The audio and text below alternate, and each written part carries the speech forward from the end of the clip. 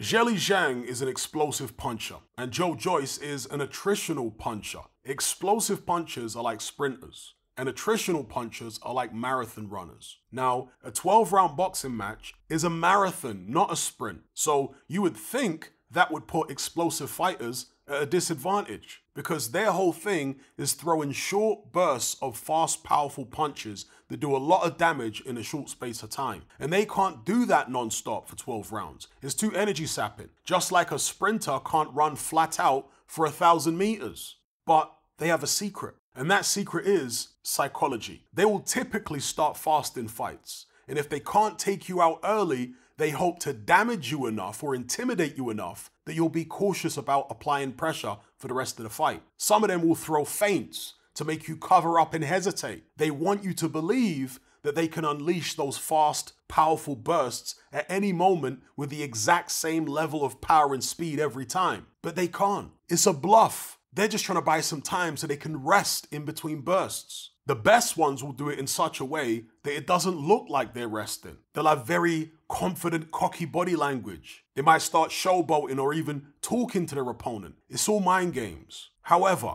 Zhilei Zhang's bluff game in the first Joyce fight wasn't that good. After an explosive start where he did manage to hurt and damage Joyce, Joyce wasn't discouraged. He weathered the storm, and then he actually started to up the tempo and apply more pressure and throw more punches as the fight went on. But the damage he did to Joyce's eye early in the fight paid dividends, because he kept hitting it again sporadically, the swelling got progressively worse, and it eventually prompted the ref to stop the fight. Zhang says he's going to target that eye again in the rematch, but if he fails to land the right shot to swell it up again, will Joyce be able to outwork him, come on strong in the second half, and win a decision? The vast majority of clean shots in the first fight were landed by Zhang, but he was starting to slow down as the fight progressed. And you might have given a round or two to Joyce just on work rate, even though he wasn't landing clean. Joyce fought another big explosive southpaw in the amateurs, Bakadir Jalilov, and he did a job on Jalilov. But Joyce was a lot lighter on his feet back then, so he was able to close the distance a lot faster,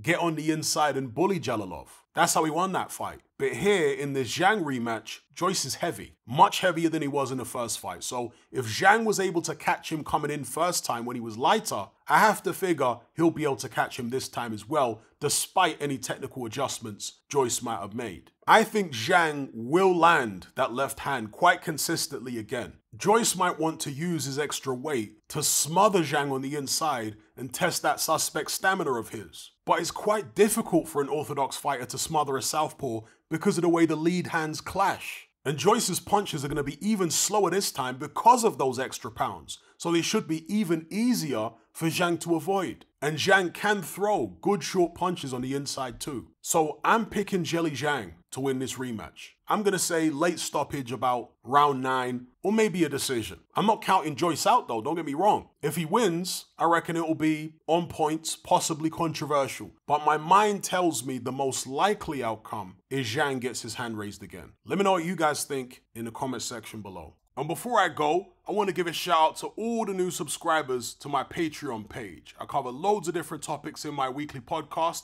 as you can see on screen right now, from current events to deep dives down the rabbit hole and everything in between. I'm really enjoying the feedback and the discussions we've been having on there lately. So if you'd like to join the conversation, just click the link in the description box below. Are you sick and tired of the mainstream mindset?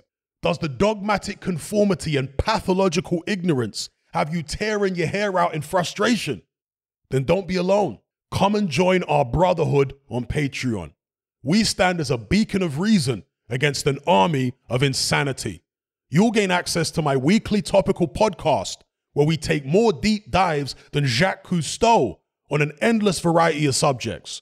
There's also videos, interviews, live Q&As, as well as a vast back catalogue of previous episodes, including my popular Confessions of a Nightclub Bouncer series.